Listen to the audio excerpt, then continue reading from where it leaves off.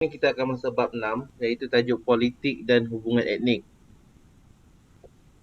So kita akan tengok daripada segi politik pula, daripada sebelum dan selepas kemerdekaan. So dalam ni kita akan tengok hubungan etnik dalam konteks politik Malaysia, ke arah pemupukan kerjasama dan permuafakatan politik, kerjasama politik di Sabah dan Sarawak, ke arah pengukuhan perpaduan etnik dan pembentukan satu Malaysia, cabaran dalam meningkatkan hubungan etnik. So yang pertama kita akan tengok dulu apa dia hubungan etnik dalam konteks politik di Malaysia. Selepas memperoleh kemerdekaan 1957, Malaysia ialah negara yang mengamalkan sistem politik dan pemerintahan serta kerajaan yang berlandaskan prinsip demokrasi berparlimen dan raja berperlembagaan. So kita dah tengok sebelum ni, dalam tajuk sebelum ni, negara kita mengamalkan dua prinsip pemerintahan, iaitu prinsip demokrasi berparlimen dan raja berperlembagaan. Parti-parti politik yang terdapat di Malaysia rata-rata ditubuhkan berasaskan kaum atau nilai perkauman seperti UMNO, MCA dan MIC. Walaupun ditubuhkan berasaskan kepentingan dan perjuangan kaum, tetapi telah berupaya membentuk gabungan dalam sesuatu kerja sama permufakatan politik dikali sebagai perikatan dan mengamalkan konsep perkongsian kuasa. So sebenarnya kita tahu kebanyakan parti-parti politik di Malaysia ni dia ditubuhkan berasaskan kaum seperti UMNO untuk Melayu, MCA untuk Cina dan MIC untuk India. Tapi pada awalnya ketiga-tiga parti ini telah bekerjasama untuk memerintah Malaysia lah. Isu-isu seperti ketidakadilan sosial, kesaksamaan, diskriminasi dan seumpamanya sering menjadi perdebatan serta menghangatkan polemik hubungan kaum di Malaysia. Bagi mereka yang tidak memahami sejarah perbentukan perlembagaan persekutuan, mereka melihat perlembagaan itu dari sudut unsur-unsur yang boleh ditafsirkan sebagai diskriminasi kerana kandungannya memberi keistimewaan kepada kaum Melayu. So siapa yang kurang faham bagaimana kemerdekaan dan perlembagaan itu dibentuk, jadi mereka akan jadi salah faham lah terhadap perlembagaan Malaysia ni. Sebab mereka tak tahu bagaimana cara perlembagaan itu dibuat dengan banyak kita tahu banyak kerjasama atau perbincangan di antara semua kaum yang terdapat di Malaysia lah, seperti yang saya terangkan dalam tajuk sebelum ni, bagaimana kemerdekaan dengan perlembagaan itu dibentuk dengan perbincangan oleh banyak kaum. Bagi warga Malaysia, hal ini seharusnya tidak berbangkit lagi sesudah negara menempuh kemerdekaan selama 62 tahun. Perkara itu merupakan sebahagian daripada sejarah unik negara ini yang memperlihatkan kesediaan setiap pemimpin kelompok pada waktu itu bermuafakat dan menerima konsep perkongsian seperti mana yang dipersetujui dalam kontrak sosial. So sepatutnya kita dah lebih tahun ni adalah tahun yang ke-64 kemerdekaan. So sepatutnya kita lebih matang lah untuk mengurangkan perkauman dengan menimbulkan polemik perkauman ataupun sentimen agama. Dalam konteks hubungan etnik, sebaiknya parti-parti politik yang ditubuhkan itu haruslah bersifat merentas kaum. Sebenarnya kita tahu sekarang ni dah start banyak parti politik yang ditubuhkan bukan berasaskan kaum lah.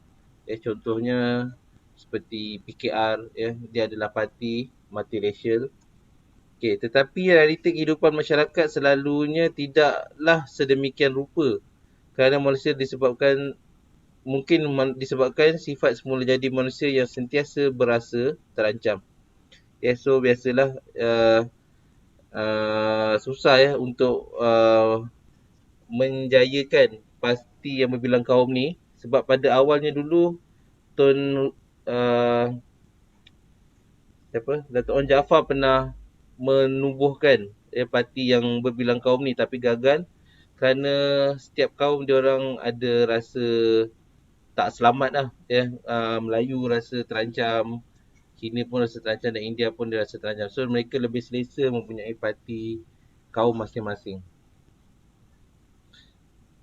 Seterusnya kita akan tengok ke arah pemupukan kerjasama dan permuafakan politik. Okey, yang pertama kita ada Jawatan Kuasa Perhubungan Kaum. Okey, ini CLC ni saya dah terangkan pada tajuk sebelum ni.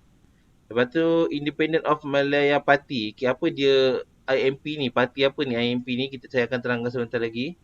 Seterusnya adalah Perikatan UMNO, MCA dan MIC. Kemudian kita akan tengok parti politik sebelum merdeka dan selepas merdeka. Ni silap tulis ni. Sebelum merdeka dan parti politik selepas merdeka. Okay, kita akan tengok dulu CLC. Okay, CLC ditubuhkan dengan matlamat untuk mewujudkan persefahaman dan kerjasama yang lebih baik dalam kalangan pelbagai etnik di tanah Melayu. Anggota terdiri daripada 5 orang pemimpin Melayu, iaitu UMNO diketuai oleh Dato' On Jaafar, 4 orang wakil Cina, MCA diketuai oleh Tun Tan Chek Lock, seorang wakil India, Serani, Ceylon dan Eropah dan AAC Turaisingam sebagai pengurusi CLC. Ya, CLC ini ditubuhkan selepas British keluar daripada Tanah Melayu lah untuk menggubal balik perlembagaan perlembagaan Tanah Melayu pada waktu tersebut lah. Okey, ini antara kesepakatan dalam CLC. Sistem pendidikan bukan bercorak perkauman dengan penggunaan sistem bahasa Inggeris dan bahasa Melayu sebagai bahasa pengantar dalam semua mata pelajaran, sama ada sekolah rendah ataupun sekolah kerajaan, ataupun sekolah bantuan kerajaan. Ya, so semua sekolah menggunakan bahasa Inggeris dan bahasa Melayu sebagai bahasa pengantar. Itu yang pertama. Yang kedua, hak keraitan berdasarkan Persekutuan Soli diperluaskan kepada orang bukan Melayu yang dilahirkan di Persekutuan Tanah Melayu dan Singapura, menumpukan taat setia sepenuhnya kepada Tanah Melayu dan menganggap negara ini sebagai tempat tinggal tetap. Okay, so prinsip Jusoli telah diperkenalkan semula. Okay, yang ketiga, RIDA dibentuk pada tahun 1950 dan Dato' On Jaafar dilantik sebagai pengerusi sebagai kerjasama ekonomi. Yang terakhir adalah pengambilan orang bukan Melayu dalam perkhidmatan kerajaan serta pengenalan pilihan raya tempatan. Okay. Walau bagaimanapun, usaha yang telah dijalankan oleh CLC dalam mencapai revolusi terhadap isu-isu ini dalam masyarakat majmuk di Malaysia hanya sampai separuh jalan sahaja kerana berikutan krisis Dato' On Jaafar dengan UMNO. Okay. Sebenarnya dia ada cerita. Pernah tengok tak cerita Tanda Putera? Tanda Putera. Ya. Pernah tengok tak? Tak pernah. Tanda Putera tak pernah ya? Okay, Tanda Putera ni adalah cerita mengenai sejarah awal bagaimana kemerdekaan itulah. Tapi Tanda Putera ni sebenarnya dia adalah cerita pada pandangan orang UMNO lah. Dia lebih fokus kepada pandangan orang UMNO, parti UMNO. So bagaimana dia lebih kepada Datuk Tun Razak lah, bapa Najib Tun Razak. Lepas tu dalam tu adalah pemimpin UMNO yang lain. Itu kiranya diceritakan kemerdekaan tu dari persepsi parti UMNO, yang mungkin ada banyak yang dalam tu yang mungkin dia ubah sikit untuk memburukkan parti lain lah. Tapi boleh tengok cerita, sebenarnya bagus ya, cerita tu baik. Dia ada ceritakan bagaimana Dato' On Jaafar ni keluar daripada UMNO, lepas tu naik orang lain untuk menggantikan dan seterusnya lah. So nanti bila ada free, saya boleh je nak tunjuk atau tayangkan cerita tu. Tapi kat YouTube ada, korang boleh tengok cerita saja Tanda Putera. Ni kat YouTube ada. Alright, boleh sir. Okay, seterusnya adalah Independent of Malaya Party, IMP. Okay, tadi kita tahu ya, Dato' On Jaafar ni dia ada krisis dengan UMNO, so dia keluar daripada UMNO. Dato' On mencadangkan kenapa, okay, kita tengok kenapa dia ada krisis tu. Sebab Dato' On mencadangkan satu dasar politik baru dengan orang Melayu sebagai teras dan UMNO dibuka keahliannya kepada seluruh rakyat tanah Melayu. Kiranya pada waktu ni, Dato' On dia mencadangkan supaya UMNO ni dibuka keahlian parti dia kepada orang yang bukan Melayu lah. Dia nak bagi semua orang boleh mendaftar keahlian dia sebagai ahli UMNO. Tapi cadangan itu tidak diterima oleh ahli-ahli UMNO ini kerana khawatir parti UMNO akan hilang sifat kemelayuan dan kehilangan perlindungan hak dan kepentingan orang Melayu. Okay, seperti biasa saya kata tadi, orang Melayu dia rasa kuatir dengan kemasukan orang-orang bukan Melayu ni akan menyebabkan parti tu hilang sifat kemelayuan dia dan hilang kepentingan orang Melayu. Ya, Dato' On mengambil keputusan untuk keluar daripada UMNO pada tahun 1991 kerana mendapat tentangan daripada ahli UMNO. Dato' On telah menubuhkan Independent of Malaya Party pada 16 September tahun 1991 di Hotel Majestic Kuala Lumpur demi memperjuangkan dasar kerjasama antar etnik dan politik di tanah Melayu. Walau bagaimanapun, AMP gagal menarik minat orang Melayu kerana mereka tidak yakin terhadap konsep yang dibawa oleh Dato' On. Orang Cina lebih berminat menyertai MCA kerana mereka menginginkan politik sama rata. Ramai orang India yang menganggotai MIC kerana mereka menginginkan kemerdekaan tanah Melayu dan segera untuk berlawan dengan dasar yang dibawa oleh Dato' On.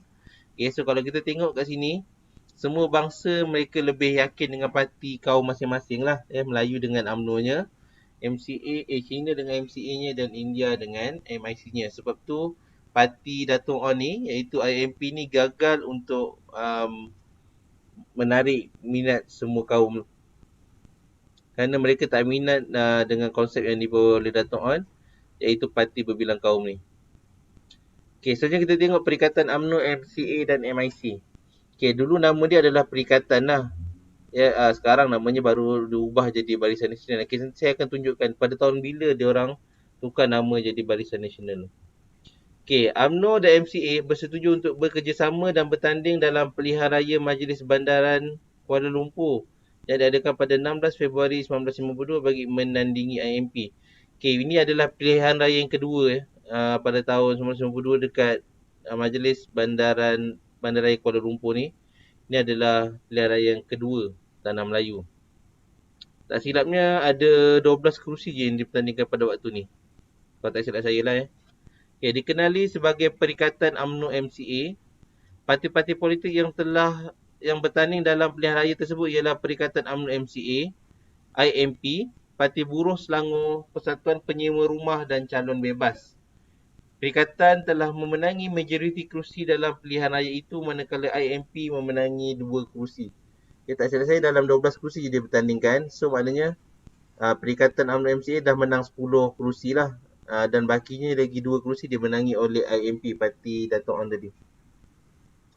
Pada Oktober 1994, MIC berminat menyertai parti perikatan ini berikutan ketika-ketika parti ini telah mencapai satu kesefahaman dan kerjasama bagi membina sebuah negara bangsa yang bersatu serta memperjuangkan kemerdekaan tanah Melayu sewaktu itu. So 1994 ni MIC dah join untuk menyertai perikatan tadilah. Pada 27 Julai 1995 berlangsung pilihan raya persekutuan yang pertama. Ada 52 kerusi yang dipertandingkan Hasil daripada semangat yang ditunjukkan dalam kerjasama perpaduan yang semakin erat dalam kalangan etnik membolehkan parti perikatan memenangi hampir kesemua kerusi yang dipertandingkan. So Perikatan UMNO MCA MIC dia menang 51 daripada 52 kerusi. Lagi satu kerusi tu siapa yang menang?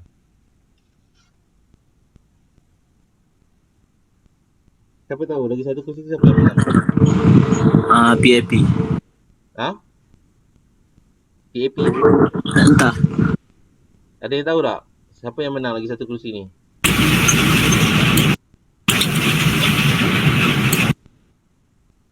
Tak ada yang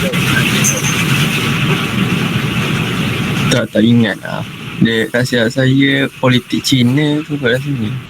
Dan yang lagi satu kerusi ni adalah PAS lah. Oh ya. Lagi satu kerusi ni adalah PAS. Waktu ni parti PAS pun dah ada lah. Kita tahu parti PAS ni nanti saya akan terangkan. Parti PAS ni dia adalah orang UMNO juga sebenarnya. Orang UMNO yang ingin membawa pendekatan Islam lah. Dia sebenarnya adalah serpihan UMNO juga yang ingin membawa kepada yang lebih cenderung kepada Islam lah. Dia bukan Melayu semata-mata. So IMP time ni dia dah kalah semua kerusi IMP dia dah tak ada kerusi langsung time ni.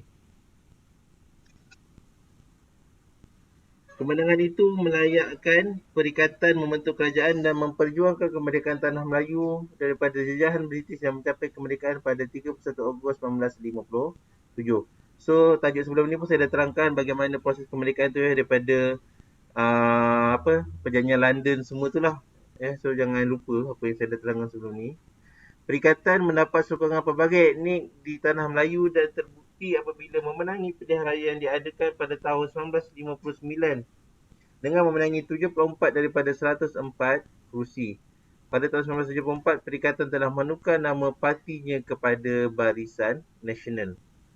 So Barisan Nasional telah wujud pada tahun 1974. So seterusnya kita tengok dia parti politik sebelum merdeka. Ini adalah senarai parti yang telah wujud sebelum merdeka. Yang pertama adalah PKMM. Nanti kita akan tengok satu-satu apa tu PKMM. PKMM ni antara parti yang paling awal kat tanah Melayu. Lepas tu ada UMNO, ada Hizbul Muslimin, lepas tu ada PAS. So antara parti Melayu sebelum merdeka lah. Kalau Cina pula kita ada AMCJA dan MCA. Kalau India kita ada satu je parti iaitu MIC. Kalau selain daripada parti perkauman ni kita ada parti IMP, iaitu parti Dato' On tadi, parti Buruh Setanah Melayu, parti Negara, parti Kebangsaan Melayu Sarawak. So nanti kita akan tengok go through setiap satu parti ni.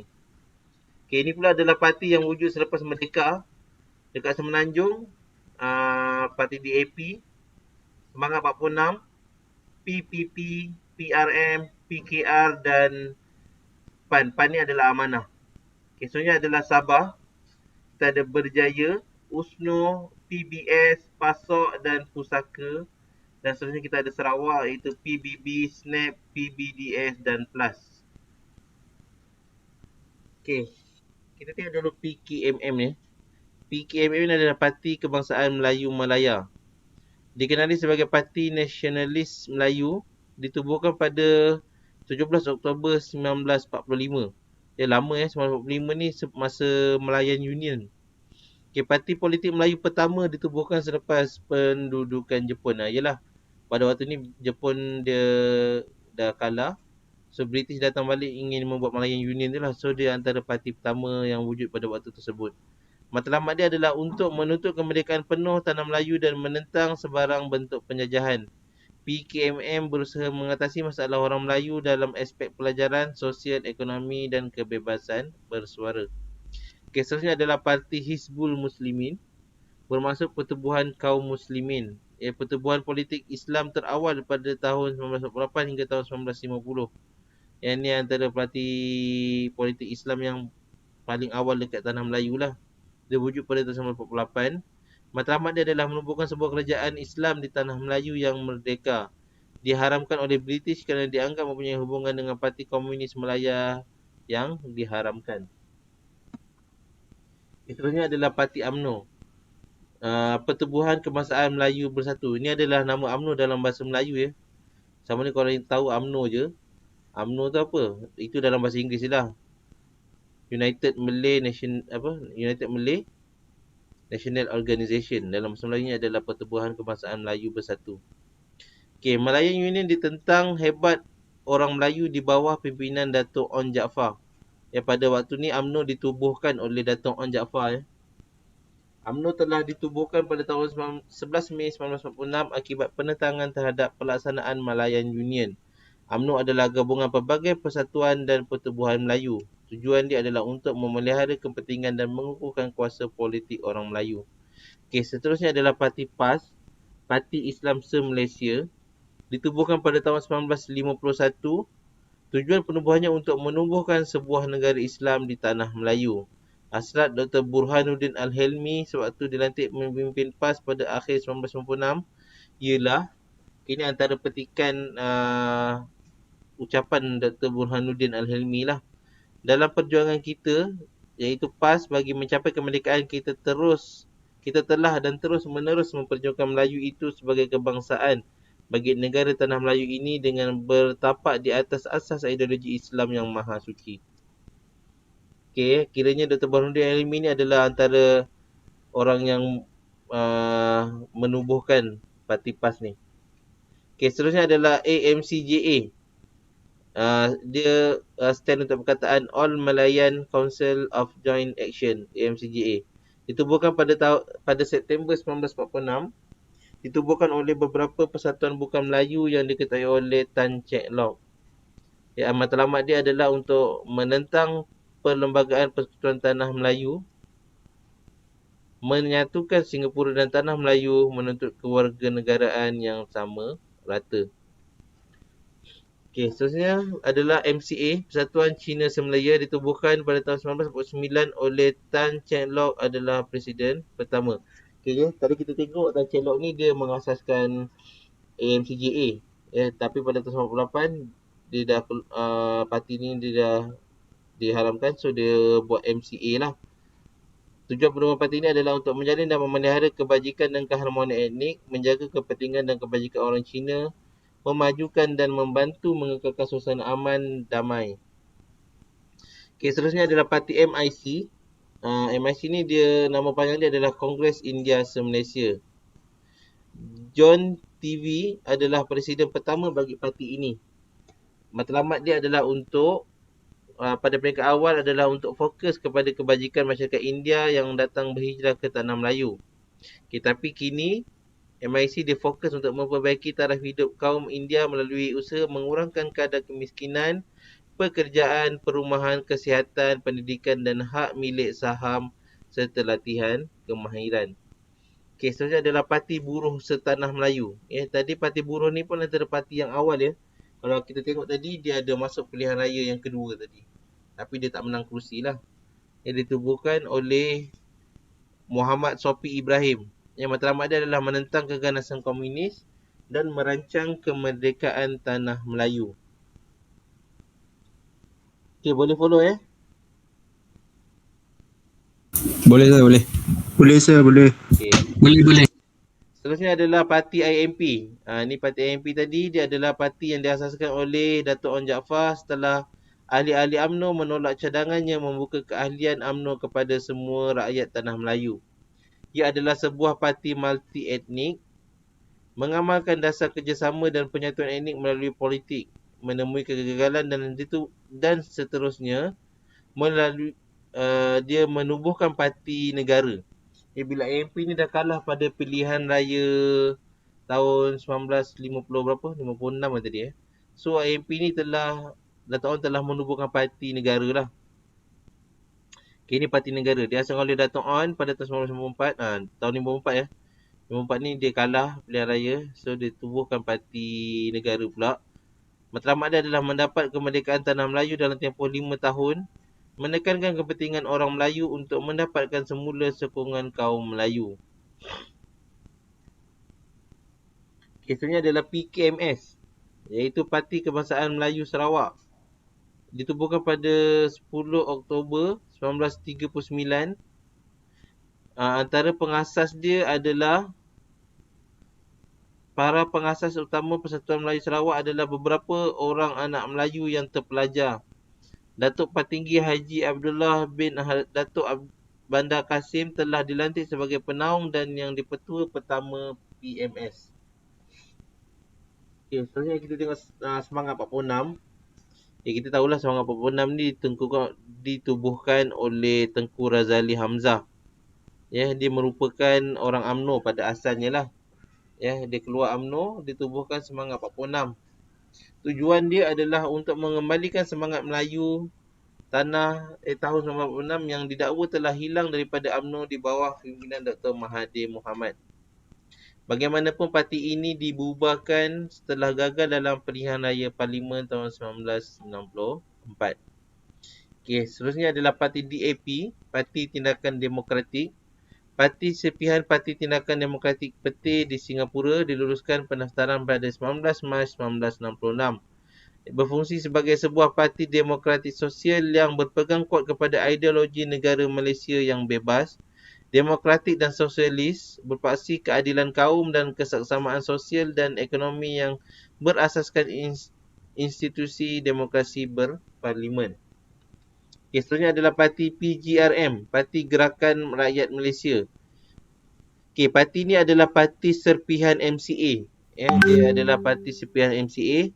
Diasaskan pada 24 Mac 1968 oleh bekas Presiden MCA yang kedua. Ya, so Presiden MCA yang kedua, yang pertama tadi Tan Chek Lock tu. Yang kedua ni adalah Tun Dr. Lim Chong Yu. So dia keluar daripada MCA dan dia tubuhkan parti PGRM ni. Ya, gerakan merupakan sebahagian daripada parti campuran iaitu Barisan Nasional semenjak 1974. Ya, so PGRM ni pun dia telah join dengan Barisan Nasional jugalah. Okay, seterusnya adalah PPP, Parti Progresif Penduduk, ditubuhkan pada tahun 1953. Ini antara parti yang awal juga ya, tahun 53. Oleh adik-beradik Sinivasagem, khususnya sebagai parti penentang Parti Perikatan. Parti ini amat popular sebaik sahaja ditubuhkan kerana berjuang tentang keadilan dan kesamaan serta orang untuk orang-orang biasa. Okay, seterusnya adalah parti PRM. Kalau tengok logo parti PRM ni dia gambar kepala lembu. Parti Rakyat Malaysia, PRM ni dia stand untuk Parti Rakyat Malaysia. Merupakan salah satu daripada parti politik tertua di Malaysia. Diasaskan oleh aktivis berhaluan kiri Ahmad Bustamam dan pejuang-pejuang kemerdekaan yang lain pada 11 November 1955. Kita tahu Ahmad Bustamam ni antara pejuang-pejuang kemerdekaan tanah Melayu.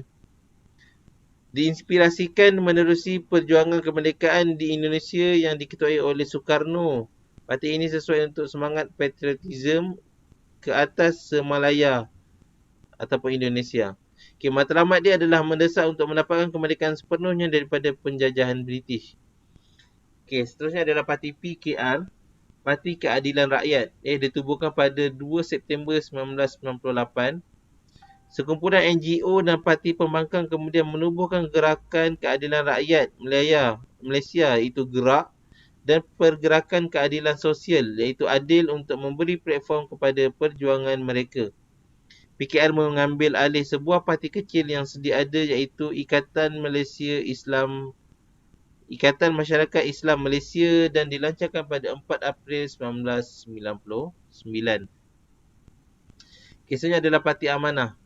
Parti Amanah Negara merupakan serpihan Parti Islam se-Malaysia. Dia adalah parti serpihan PAS lah.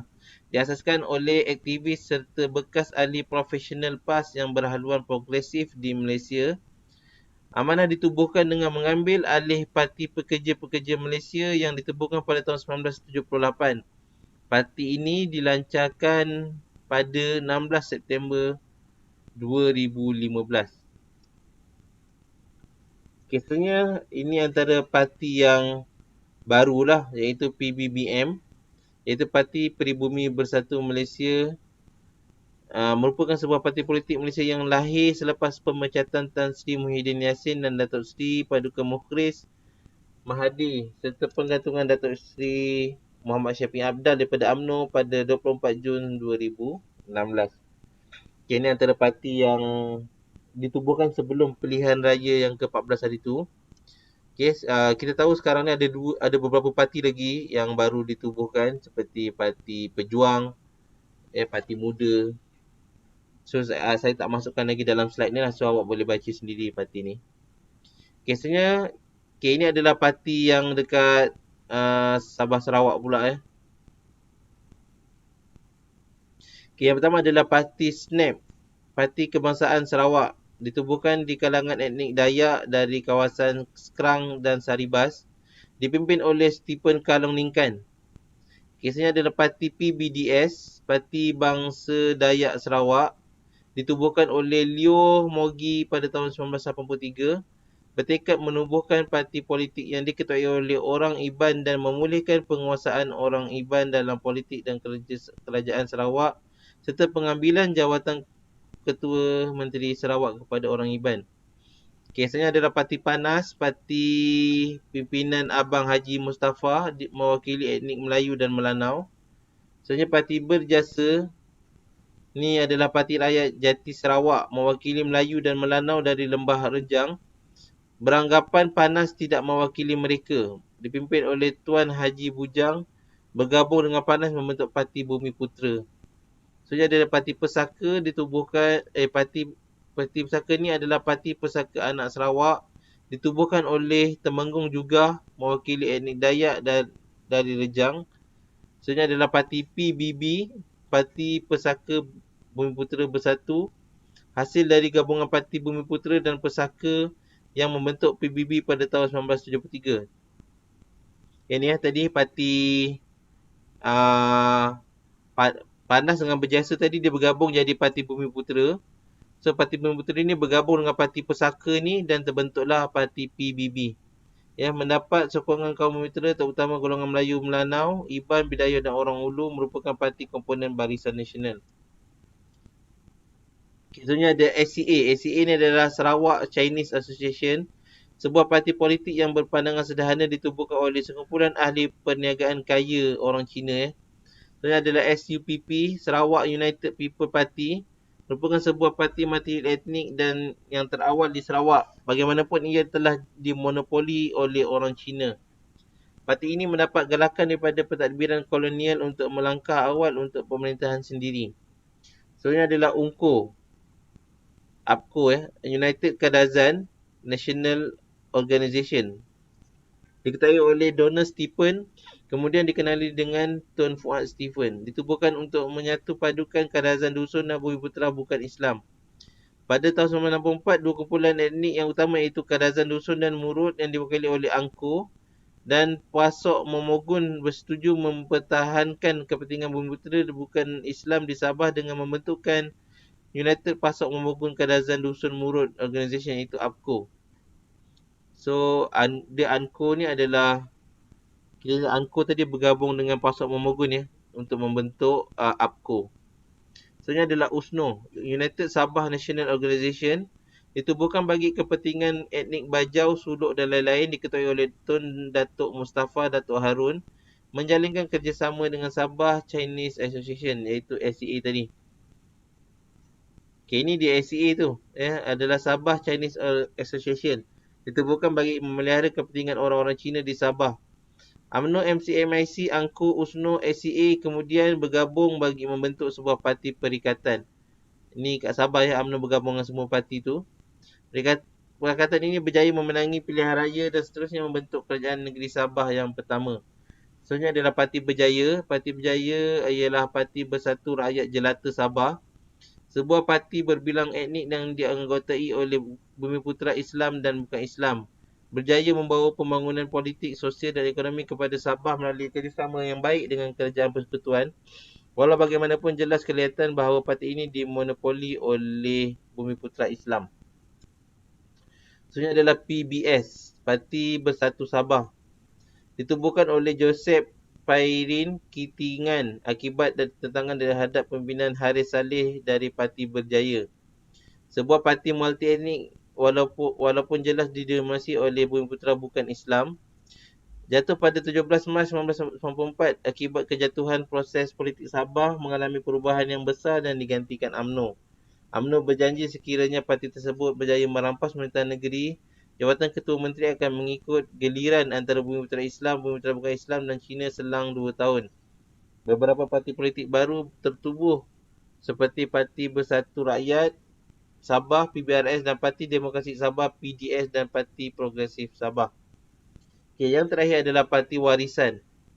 Parti Warisan Sabah adalah sebuah parti yang telah ditubuhkan pada 17 Oktober 2016 oleh Datuk Seri Panglima Haji Syamil Abdal bersama Datuk Darrell Linking dan beberapa ahli politik negeri Sabah yang lain. Parti ini juga merupakan sebuah parti berbilang kaum yang tidak mengira pegangan dan anutan agama dan suku kaum. Parti ini berlandaskan konsep parti milik semua kaum. Itu pada tahun 1964. Kita tahu Sabah dengan Sarawak ni dia join Semenanjung Malaysia pada tahun 1963 ya.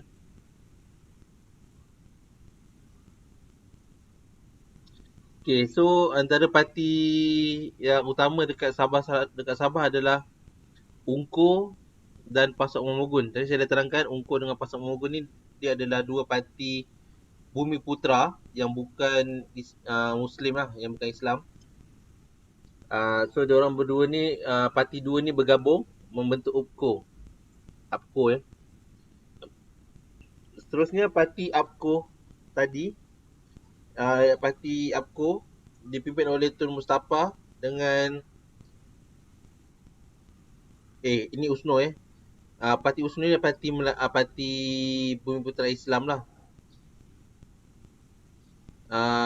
Diwakili oleh Tun Mustafa, dia telah bergabung dengan parti APCO yang bukan Bumiputera Islam tadi, yang dipimpin oleh Datuk Donald Stephen. Dia telah bekerjasama dan mendominasi politik kat Sabah ni. Okay, so diorang pun dah menang pilihan raya, tapi yang dipilih menjadi ketua menteri adalah daripada APCO, iaitu Datuk Donald Stephen tadilah. So dia telah mendapat kritikan daripada yang di-Pertua Negeri. Sebab yang pertama, sebab sebenarnya USNO dia dapat lebih banyak kerusi berbanding dengan APCO tadi. USNO 16 kerusi, APCO dapat 12 kerusi je. Tapi yang dilantik menjadi ketua menteri adalah daripada APCO, iaitu Datuk Donald Stephen. So ada berlaku pergolakan lah kat situ. Kerajaan Donald Stephen mengalami krisis kerana tiada sokongan. So kita tahu tadi yang di-Pertua Negeri tak bersetuju dengan pelantikan Datuk Donald Stephen. So kerjasama antara Islam dengan bukan Islam tidak dapat dicapai lah sebab dah berlaku pergolakan tu.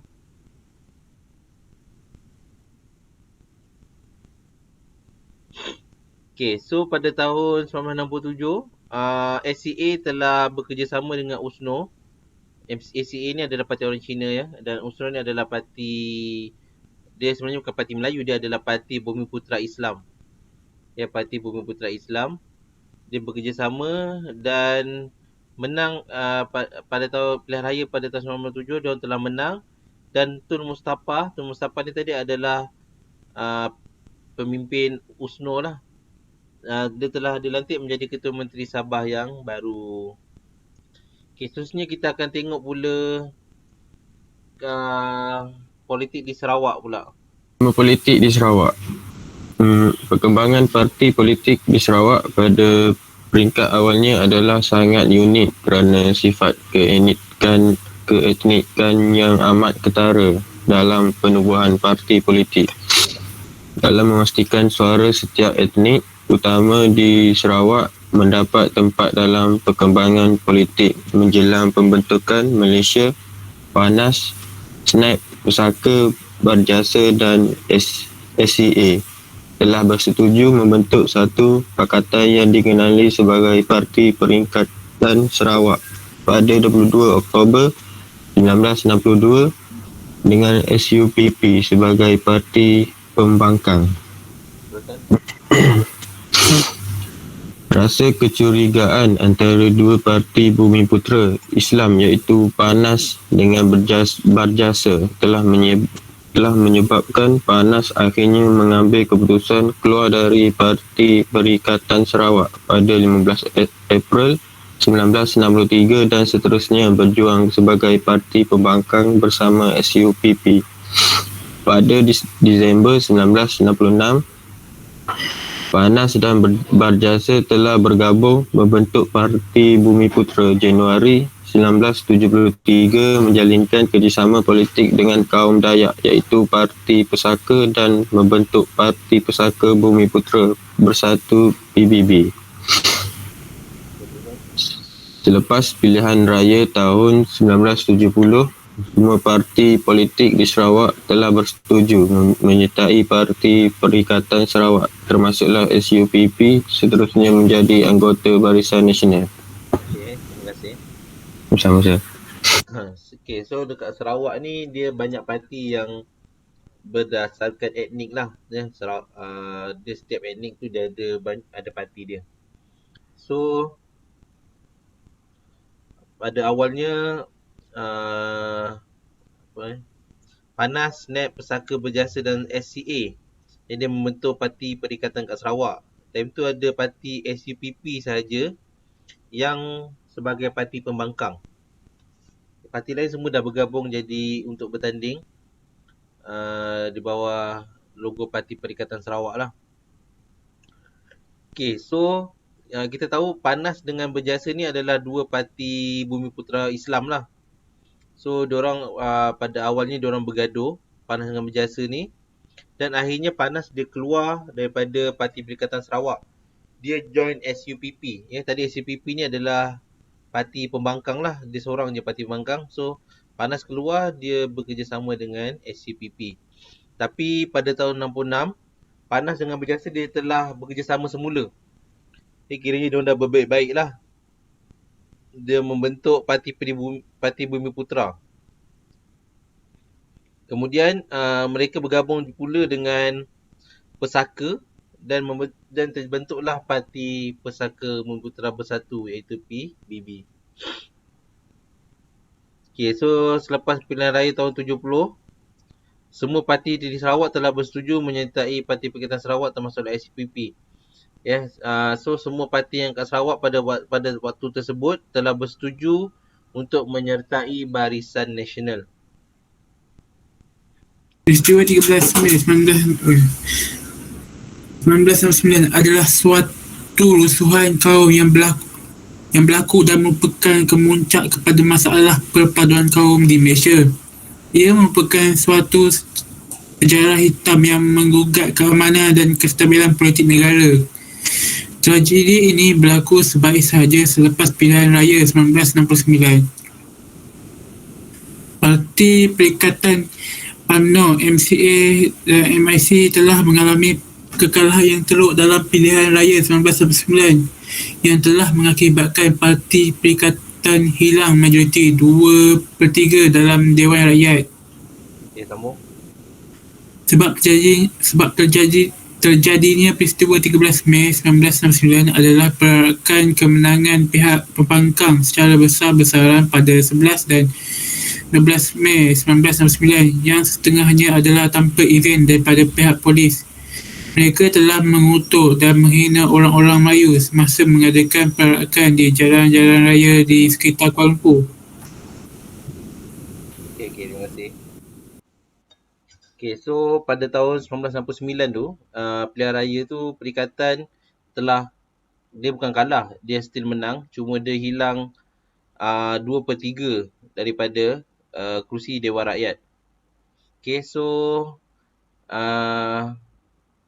hasil kekalahan tersebut, orang pihak pembangkang telah mengadakan perarakan secara besar-besaran lah pada 11 dan 12 Mei tanpa keizinan polis. So ada berlaku banyak konflik lah semasa perarakan tersebut. Dan dahsyat peristiwa 13 Mei ni ada berlaku banyak pembunuhan. So kalau awak nak tengok pun awak boleh tengok dalam cerita Tanda Putera tu. Dalam tu pun dia ada cerita mengenai peristiwa 13 Mei. Okay, di antara punca-punca yang menyebabkan peristiwa 13 Mei ni adalah yang pertama oleh layanan berat sebelah oleh tentera Jepun. So tentera Jepun ni kita tahu dia pro kepada Melayu lah. Okay, so bangsa lain, China dan India, dia merasa tersisih. Seterusnya adalah sistem pendidikan yang berasingan. Kita tahu pada waktu British sebelum ni, British mengamalkan sistem pecah dan perintah. So maknanya akibatnya mereka ada sistem pendidikan yang berasingan lah. Orang Melayu dengan sekolah pondoknya, China dengan sekolah China, India pun dengan sekolah India dia. Dan mereka mengambil silibus daripada negara masing-masing. Kalau sekolah India dia ambil silibus daripada negara India lah. Dan China, dia orang mengambil silibus daripada negara China. So disebabkan ini, dia orang tak ada dia orang hidup secara berasingan lah. So yang menyebabkan dia orang tak dapat memupuk kerjasama. Kisahnya adalah persatuan etnik. So etnik-etnik ni pun dia ada persatuan masing-masing dan perbezaan agama dan kebudayaan. So akibat pecahan perintahan ni dia mengakibatkan segregasi. Segregasi ni maknanya adalah berasingan. Setiap kaum dan etnik tu dia orang duduk secara berasingan. So dia orang tak faham antara satu sama lain mengenai budaya dan agama masing-masing. So sebab itulah mereka berlakunya pergaduhan ni. Okay, seterusnya Okay, ini adalah layanan barat sebelah Jepun tadi. Jepun beri layanan yang baik kepada orang Melayu, orang Cina tidak diberi peluang langsung. Orang Melayu diberi peluang pekerjaan di sektor. Okay, sini adalah sistem pendidikan menggunakan bahasa pengantar kaum. Okay, waktu ni sekolah semua menggunakan bahasa masing-masing. Kiranya diorang tak ada satu bahasa yang mengikat perpaduan kaum. Ya, India dengan bahasa diorang, Cina dengan bahasa diorang, Melayu pun dengan bahasa masing-masing lah. Semangat tanah Melayu tidak dapat diterapkan dalam diri kaum Cina dan India. Sekolah Cina dan India merotasikan negara masing-masing. So macam saya kata tadi, diorang ambil silibus daripada negara masing-masing. Sistem pendidikan berasingan mengikut kaum. Okay, ini yang saya terangkan tadi lah. India ni kita tahu dia duduk dekat estate, so dia ada sekolah sendirilah dekat dalam estate tu. China pun dia sekolah dekat bahagian bandar, so dia ada sekolah dekat bahagian bandar, dan Melayu dekat kawasan kampung lah. Okay, seterusnya adalah perbezaan agama dan kaum tadi. Setiap kaum memegang agama dan kepercayaan masing-masing. Tidak bersefahaman antara kebudayaan yang lain. Sebabkan mereka duduk secara berasingan, so mereka tak faham antara satu sama lain mengenai agama dan budaya masing-masing. Okay, seterusnya adalah wujud dasar pecah dan perintah. Dia wujud ekonomi berasaskan kaum. Kita tahu pada waktu ni orang Melayu dia fokus kepada ekonomi pertanian. Ya, orang India pula dia jadi buruh kasar dekat estate, dan orang Cina pula dia jadi penggali biji timah dekat bandar lah. So kat sini saya ada video nak tunjuk sekejap saya tunjuk video ni. Secara rasminya, Malaysia dibentuk pada 1957 yang menggabungkan tanah Melayu, Singapura, Sabah dan Sarawak. Walau bagaimanapun, isu perkauman masih lagi menjadi masalah utama yang perlu dihadapi oleh pemerintah pada ketika itu. Bagai api dalam sekam, akhirnya dendam, ketidakpuasan hati mencetuskan peristiwa 13 Mei 1969. Peristiwa 13 Mei 1969 adalah dosan kaum yang berlaku sebagai kemuncak masalah perpaduan di Malaysia. Tragedi ini yang mengakibatkan kehilangan nyawa serta harta benda dan memiliki kaitan yang rapat dengan pilihan raya umum 1969 merupakan satu titik hitam dalam sejarah negara Malaysia. Semasa kempen pilihan raya 1969, calon-calon pilihan raya serta ahli-ahli politik terutamanya daripada Parti Pembangkang telah membangkitkan soal-soal sensitif berkaitan dengan bahasa kebangsaan iaitu bahasa Melayu, kedudukan istimewa orang Melayu dan hak kerakyatan orang bukan Melayu. Parti Perikatan UMNO, MCA dan MIC telah mengalami kekalahan yang teruk dalam pilihan raya 1969. Jumlah kerusi yang dimenanginya dalam Dewan Rakyat telah menurun daripada 89 kerusi pada tahun 1964 kepada 66 kerusi pada tahun 1969. Parti Perikatan telah hilang majoriti 2/3 dalam Dewan Rakyat. Parti Gerakan, DAP dan PPP menang 25 buah kerusi dalam Dewan Rakyat, manakala PAS menang 12 kerusi. Penyokong-penyokong Parti Gerakan dan DAP telah mengutuk dan menghina orang-orang Melayu semasa mengadakan perarakan di jalan-jalan raya di sekitar Kuala Lumpur. Perarakan tersebut menyebabkan kesesakan jalan raya di sekitar Kuala Lumpur. Perarakan hingga ke Jalan Campbell dan Jalan Hell dan menuju ke Kampung Baharu.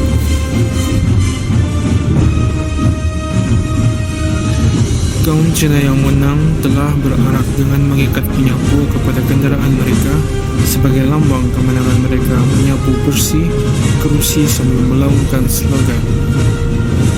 Di Jinjang Kepong, kematian seorang Cina akibat sakit tua diarak sepanjang jalan dengan kebenaran polis. Namun perarakan kematian bertukar menjadi perarakan kemenangan pilihan raya dengan menghina Melayu. Orang Melayu berkumpul di rumah Menteri Besar Selangor di Jalan Raja Muda Abdul Aziz di Kampung Baru, Kuala Lumpur dan telah mengadakan perarakan balas pada pagi 13 Mei 1969 yang mengakibatkan terjadinya peristiwa ini. Jam 3 petang, datang berita kejadian pembunuhan orang Melayu di Setapak, hanya 2 km dari rumah Menteri Besar Selangor.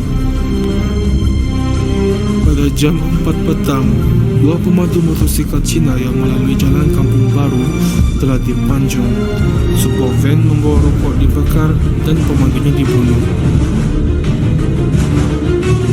Pasukan FRU dikeluarkan dari Kampung Baru dan askar dari Regimen Ranger ambil alih. Malangnya pasukan ini terdiri dari Melayu, Iban, Cina, India dan lain-lain turut menembak orang-orang Melayu.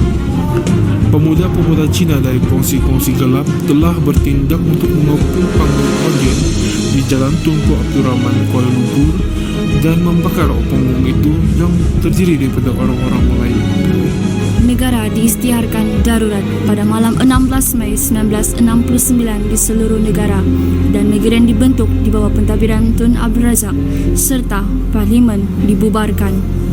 Angka rasmi menunjukkan 169 mati, 439 cedera, 39 hilang dan 9,143 ditahan, manakala 211 kenderaan musnah.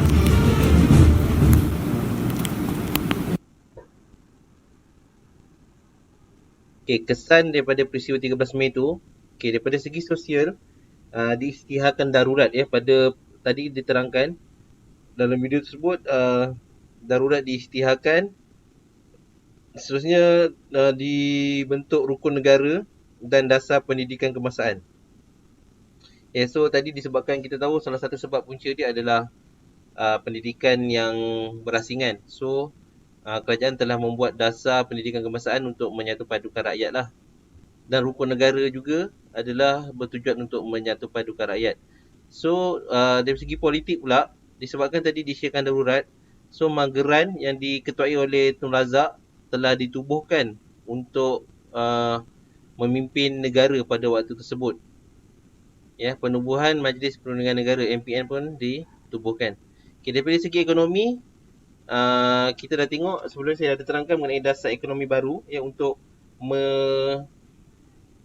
membantu menyamaratakan antara ekonomi setiap kaum lah, sama ada di bandar dan di luar bandar, dan dasar pembangunan nasional. Seterusnya kita tengok rukun negara. Rukun negara. Peristiwa 13 Mei 1969 telah menyedari pihak kerajaan bahawa masih terdapat jurang perbezaan antara etnik di Malaysia. Setiap kaum masih lagi hidup terpisah antara satu sama lain tanpa adanya satu ideologi kebangsaan yang boleh mengikat dan menyatukan mereka bersama. Bagi tujuan itu, rukun negara telah diperkenalkan oleh MPN pada 27 Januari 1970. Kemudian diluluskan oleh Mageran dan diisytiharkan oleh YDPA pada 31 Ogos 1970. Terima kasih. Ini adalah rukun negara, objektif dan prinsip rukun negara. Objektif rukun negara yang pertama adalah untuk mencapai perpaduan yang lebih erat dalam kalangan masyarakat. Yang kedua, memelihara satu cara hidup demokratik. Yang ketiga, mencipta satu masyarakat yang adil di mana kemakmuran negara dapat dinikmati bersama secara adil dan saksama. Yang keempat, membentuk satu sikap yang liberal terhadap tradisi, kebudayaan yang kaya dan berbagai corak. Yang kelima, membina sebuah masyarakat progresif yang akan menggunakan sains dan teknologi moden. Ini adalah prinsip rukun negara. Rasanya semua tahu prinsip rukun negara ni. Kepercayaan kepada Tuhan, kesetiaan kepada raja dan negara, keluhuran perlembagaan, kedaulatan undang-undang, kesopanan dan kesusilaan. Seterusnya kita tengok yang pertama adalah kita akan pergi satu persatu objektif rukun negara tersebut. Objektif rukun negara. Yang pertama, mencapai perpaduan yang lebih erat. Semua rakyat hendaklah mendukung cita-cita untuk membentuk satu bangsa dan negara di mana ahli-ahli masyarakatnya menganggap diri mereka sebagai rakyat Malaysia tanpa mengira kaum dan kepercayaan masing-masing. Teruskan. Yang kedua, memelihara satu cara hidup demokratik. Perlembagaan negara menjamin kebebasan hak asasi dan kebebasan kegiatan-kegiatan berpolitik rakyat negara ini asalkan tidak melanggar undang-undang negara dan tidak boleh disalahgunakan atas nama demokrasi untuk membakar perasaan perkauman atau bagi memusnahkan demokrasi. Yang ketiga, mencipta sebuah masyarakat yang adil. Semua anggota masyarakat mempunyai peluang yang sama untuk menikmati kekayaan negara. Pihak-pihak yang lemah akan dibantu supaya mereka mempunyai peluang yang sama untuk bersaing dengan pihak-pihak yang lain yang lebih maju. Teruskan. Yang keempat, membentuk satu sikap yang liberal. Masyarakat negara ini bebas mengamalkan agama dan adat resam serta kebudayaan masing-masing sesuai dengan matlamat perpaduan negara. Kelima, membina sebuah masyarakat progresif. Mewujudkan sebuah masyarakat progresif yang mencapai kemajuan di bidang sains dan teknologi selaras dengan perkembangan teknologi terkini serta dunia tanpa sempanda dan era globalisasi. Okay, terima kasih. Sama. Kita tengok tadi yang pertama adalah mencapai perpaduan yang lebih erat. So maknanya semua negara, semua rakyat dan bangsa yang terdapat di tanah Melayu ni, mereka merasa diri mereka sebagai rakyat Malaysia, tak ada yang rasa terasing. Okay. Yang kedua, maknanya memelihara satu cara hidup demokratik. Maknanya semua kaum bebas untuk mengamalkan politik. Tapi kena berlandaskan undang-undang, tidak boleh melanggar undang-undang dalam berpolitik. Okay, yang ketiga, mencipta sebuah masyarakat yang adil. Maksudnya maknanya semua rakyat mempunyai peluang untuk menikmati kekayaan dekat negara ni. Semua mempunyai peluang yang sama lah. Okay.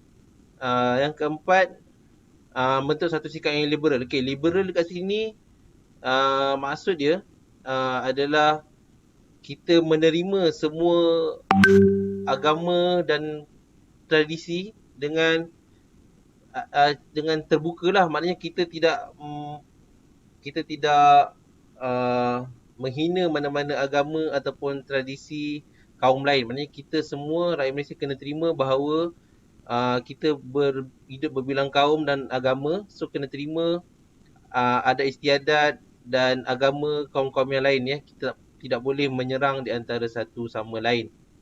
Okay. Yang kelima adalah membina sebuah masyarakat progresif. Maknanya kita mencapai kemajuan lah daripada bidang sains dan teknologi. Okay, selanjutnya kita pergi kepada prinsip rukun negara.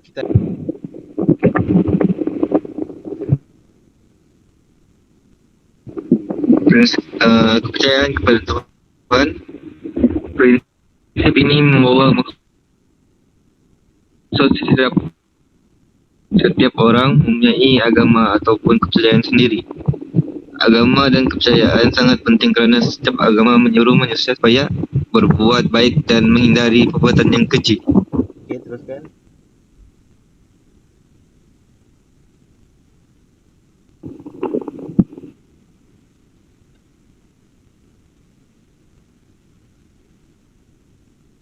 Teruskan.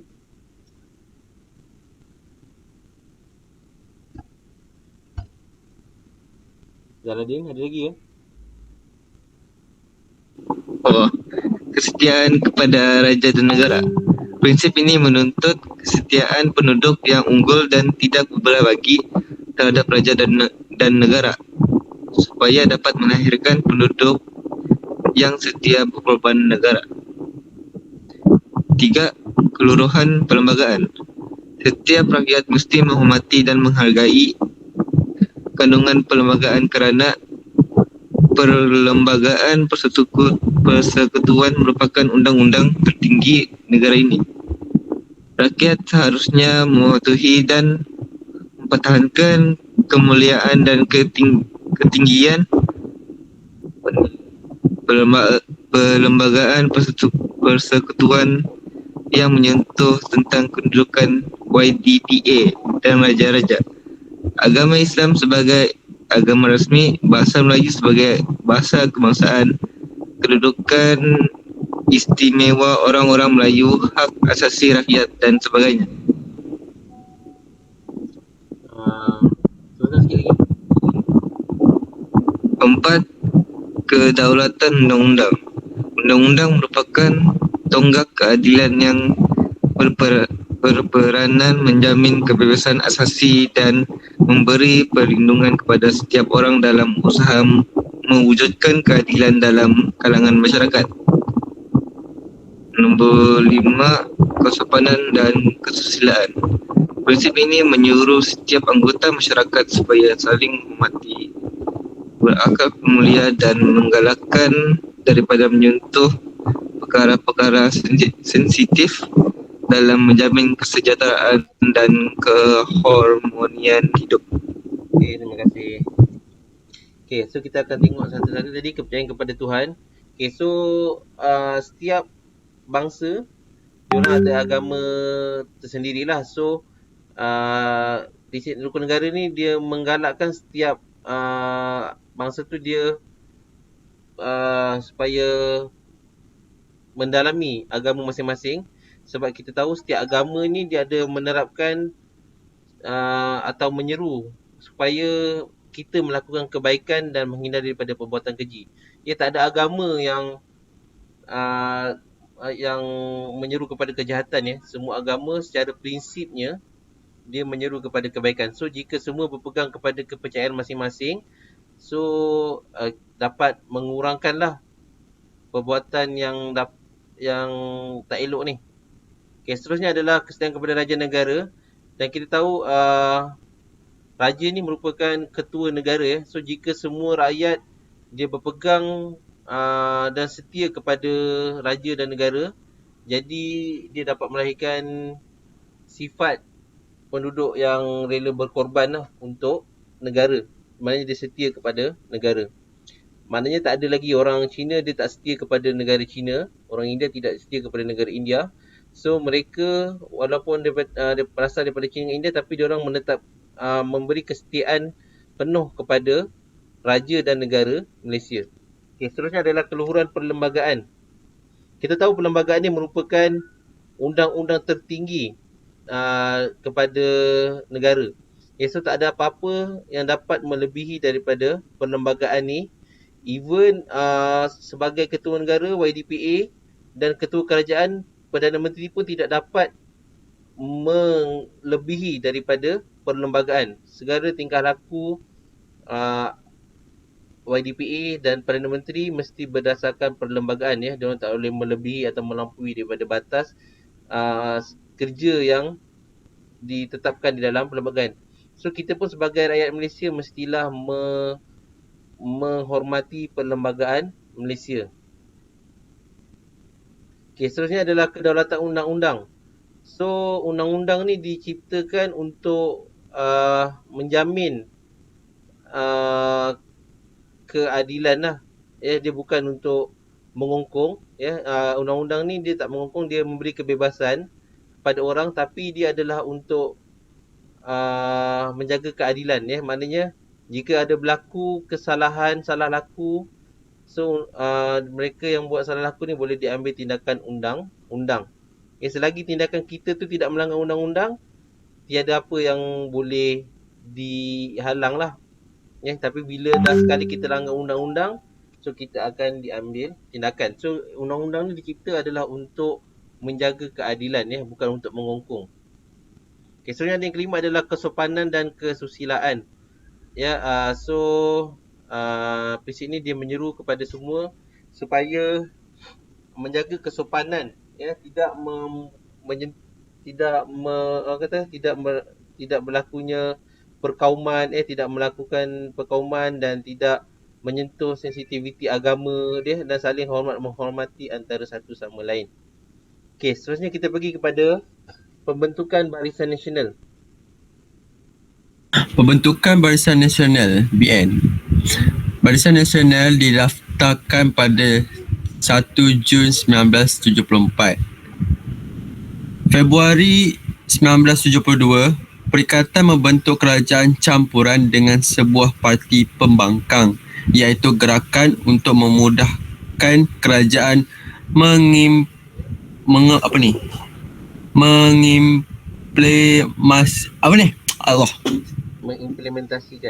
mengimplementasikan dasar-dasar sosioekonomi di seluruh negara. 1 Mei 1972, kerajaan campuran telah dibentuk di Perak iaitu antara Perikatan dengan Parti Progresif Rakyat PPR. Teruskan. Poin seterusnya 27 Disember 1972, satu persetujuan telah dicapai untuk mewujudkan sebuah kerajaan campuran antara Perikatan dengan PAS bekas anggota Perikatan 1 ketiga dahulu.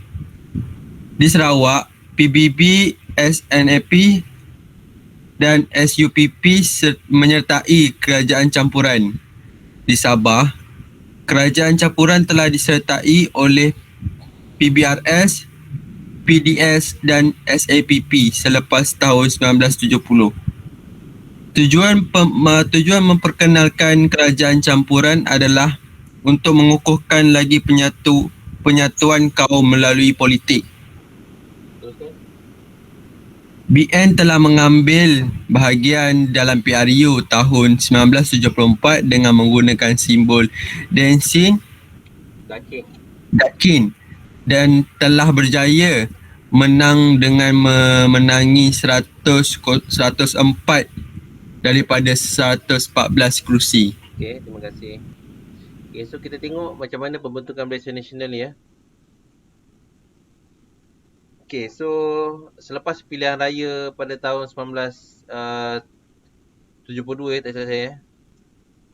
So Parti Perikatan iaitu UMNO, MCA dengan IC lah. So diorang ingin membuat kerajaan campuran ya. Tujuan kerajaan campuran ni dibuat adalah untuk mengukuhkan di antara hubungan di antara kaum-kaum lah.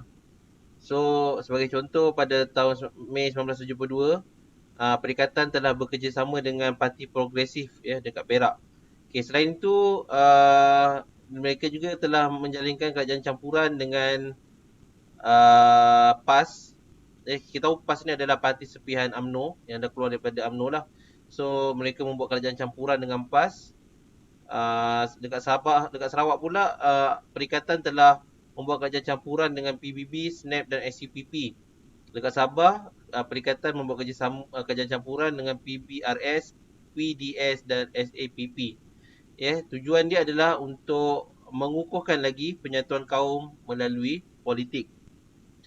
Okey, so BN telah didaftarkan pada tahun 1974 lah. Ya, dan diorang menggunakan simbol dacing untuk simbol dacing untuk mengambil bahagian dalam pilihan raya pada tahun tersebut. Dan hasilnya mereka telah menang 104 daripada 114 kerusi. Okey, seterusnya kita tengok pula Pakatan Rakyat. Pembentukan Pakatan Rakyat. Pakatan Rakyat dibentuk pada 1 April 2008. Pakatan politik ini terdiri daripada PKR, DAP dan PAS yang mencapai persetujuan bekerjasama sebagai barisan alternatif masa PRU 12. Setiap komponen parti pada asalnya mempunyai ideologi perjuangan tersendiri tapi akhirnya berjaya capai kesepakatan bagi memperjuangkan dan mempertahankan kepentingan semua kumpulan etnik di Malaysia. Pakatan Rakyat telah berjaya memenangi sokongan rakyat berbilang etnik dan mengakibatkan BN hilang majoriti 2/3 dalam pilihan raya 2008. 82 daripada 222 kerusi parlimen di mana DAP memperoleh 28 kerusi, PKR memenangi 31 kerusi dan PAS mendapat 23 kerusi. Serta menguasai kerajaan negeri di Kelantan, Kedah, Pulau Pinang, Perak dan Selangor. Pakatan Rakyat berikrar memperjuangkan hak dan kebajikan semua rakyat tanpa mengira etnik seperti yang dimaktub dalam Perlembagaan Malaysia. Okey, terima kasih. So, kita tahu yang kerajaan Pakatan Rakyat ini dibentuk pada tahun 2008 ya di antara parti PKR, DAP dan PAS ya. Kita tahu PKR, DAP dengan PAS ni diorang mempunyai ideologi yang berbeza lah. Ya, seperti yang kita tahu PAS ni dia ideologi dia membawa kerajaan Islam lah ya. DAP ni pula kesamarataan. Ya, PKR ni pula dia lebih kepada parti multiracial yang lebih fokus kepada reformasi dan rakyat bawahan lah. Okay, so walaupun diorang ideologi berbeza tapi diorang telah bekerjasama pada PRU ke-12 untuk membentuk barisan alternatif. Okay. Dan hasilnya pada pilihan raya tersebut, BN telah hilang majoriti 2/3, iaitu Pakatan Rakyat telah memenangi 82 daripada 222 kerusi. Ya, dan menang 5 negeri. Okay, so itu adalah sedikit sejarah lah. So kalau awak nak tahu sejarah pasal politik sekarang, awak boleh baca sendiri atau awak boleh tengok sendiri, sebab sekarang ni politik kita memang terlalu bercelaru. So kalau politik sebelum ni senang untuk kita baca, tapi politik yang sekarang ni dah terlalu cepat berlaku perubahan. So kita nak follow pun boleh baca sendirilah. Okay, seterusnya kita pergi kepada program latihan khidmat negara iaitu PLKN. PLKN mula dilaksanakan pada 16 Februari 2004, merupakan satu kursus latihan yang dijalankan oleh kerajaan untuk pembinaan sasiah diri dalam golongan rakyat Malaysia, khasnya golongan belia. PLKN juga bermatlamat untuk membina dan mengukuhkan semangat sebagai patriotisme dalam kalangan generasi muda, menyatukan golongan muda dari pelbagai etnik dan menjadikan golongan belia bagi menghadapi cabaran dari dalam dan luar negara. Teruskan. Idea mengadakan PLKN ini dicetuskan dalam Kongres Patriotisme Negara pada 24 Oktober 2002 yang dihadiri oleh pelbagai golongan masyarakat, termasuklah orang awam, pelajar, tokoh, ahli akademik, PDRM, ATM, badan berkanun, ketua dan pegawai kanan jabatan kerajaan, wakil rakyat dan menteri-menteri. Jawatan kuasa kabinet mengenai kerahan tenaga dipertanggungjawabkan mengkaji keperluan pelaksanaan PLKN. Okey, sama sikit lagi.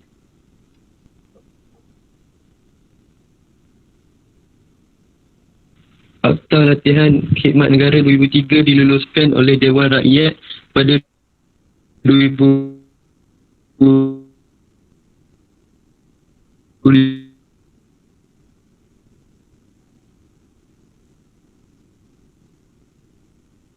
Jun 2003 dan Dewan Negara pada 7 Julai 2003.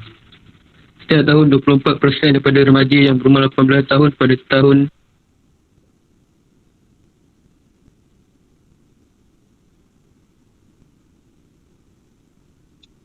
Okey, terima kasih. So kita tengok PLKN. So PLKN ni dibuat pada 16 Februari 2004. Dia lebih objektif dia adalah untuk membina sasiah diri dalam kalangan rakyat Malaysia lah, terutamanya untuk golongan belia. Antara matlamat dia, so awak kena ingat apa matlamat PLKN ni. Dia untuk membina dan mengukuhkan semangat patriotisme di kalangan orang muda lah, generasi muda. Seterusnya adalah untuk menyatukan golongan muda daripada pelbagai etnik, menyediakan golongan belia bagi menghadapi cabaran dari dalam dan luar negara. So ini adalah proses pelaksanaan PLKN tersebut lah. So pada setiap tahun 24% daripada remaja yang berumur 18 tahun akan dipilih untuk menyertai PLKN. So sekarang PLKN dah tak ada. So 24% akan dipilih. Tak ramai lah. Okay, seterusnya adalah cabaran dalam meningkatkan hubungan etnik. Cabaran dalam meningkatkan hubungan etnik. Politik perkauman berlaku kerana terdapat pelbagai parti politik yang berasaskan kumpulan etnik dan setiap parti politik akan memperjuangkan kepentingan kumpulan etnik yang diwakilinya. Ini boleh menimbulkan perasaan tidak senang hati dan mengukuhkan semangat perkauman jika penyuaraan kepentingan etnik tertentu dibuat tanpa mengambil kira kepentingan semua pihak. Teruskan.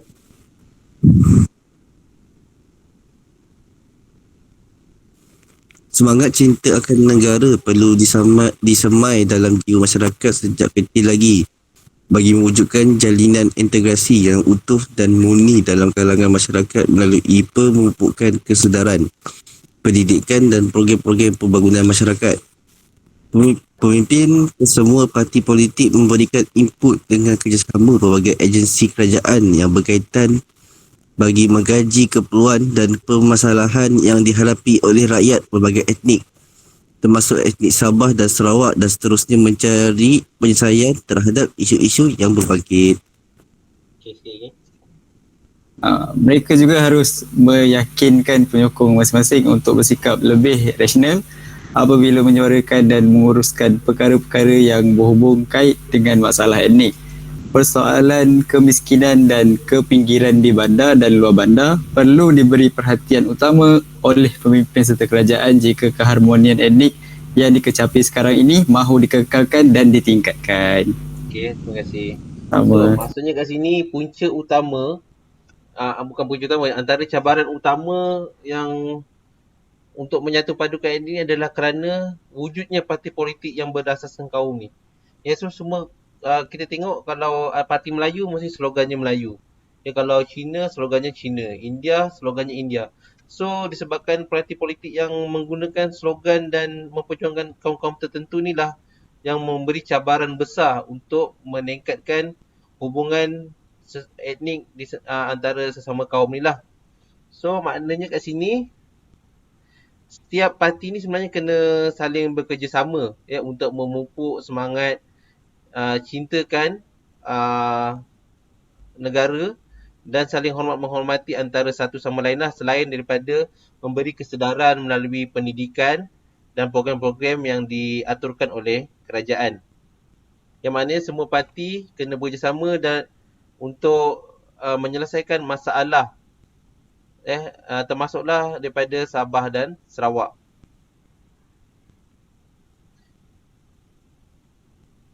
Selain itu bukan parti je, sebab bawah-bawah ni penyokong-penyokong parti ni pun terdapat yang terlalu fanatik terlalu obses dengan parti mereka sehingga menyebabkan perbalahan kalau kita tengok dekat media sosial sekarang bukan sekarang je, sebenarnya dah lama lah kita tengok media sosial bergaduh di antara satu sama lain disebabkan ketaksupan terhadap parti politik ni. Sebab bila taksub ni kita akan hilang rasional dan keupayaan untuk berfikir.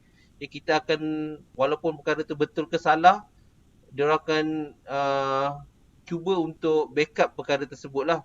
So sepatutnya ketua-ketua parti ni diorang kena memberi teguran atau meyakinkan penyokong mereka supaya bersikap lebih rasional dan tidak bergaduh di antara satu sama lain kerana dia akan mengeruhkan lagi hubungan dan perpaduan etnik di Malaysia ni. Selain itu parti-parti ni juga perlu fokus membantu rakyat terutamanya luar bandar yang mengalami kemiskinan sebab kemiskinan ni dia akan menyebabkan kehidupan ni tak harmoni lah seperti kita tahu peristiwa 13 Mei tu berlaku sebab orang Cina dia lebih kaya berbanding dengan orang Melayu. So sebenarnya kerajaan dia kena fokus untuk membantu orang-orang miskin tanpa mengira kaum. Sebenarnya kemiskinan ni bukan orang Melayu je. Sebenarnya yang paling miskin dekat Malaysia ni adalah orang India lah. Kemudian baru Melayu dan Cina. So kena fokus untuk membantu semua kaum. Terutamanya B40 lah. B40 yang pendapatannya tidak melebihi RM3,000 sebulan. So itu adalah fokus utama kerajaan untuk, jika benar, untuk menjaga keharmonian kaum. Sebagai rumusan, selepas insiden perkauman yang berlaku sebelum dan selepas kemerdekaan, secara umumnya negara sekarang berada dalam keadaan stabil, makmur dan harmoni. Namun usaha memelihara hubungan etnik yang harmoni selaras dengan perkembangan politik negara merupakan cabaran yang besar dihadapi oleh Malaysia yang dihuni oleh penduduk pelbagai etnik daripada latar belakang, budaya, bahasa, agama dan adat rasam yang berlainan. Kerajaan hendaklah bertindak dengan berhati-hati dalam mengambil berbagai langkah dan pendekatan dari dulu hingga kini bagi mengenal pasti punca dan masalah yang wujud supaya semua etnik dapat dibawa ke dalam proses politik dan pentadbiran negara. Sebagai rakyat Malaysia, kita harus memberi kerjasama dan memahami bersikap toleransi dan bertolak ansur antara satu sama lain agar hubungan etnik yang sihat, mesra dan harmoni dapat diwujudkan serta diteruskan dari generasi ke generasi.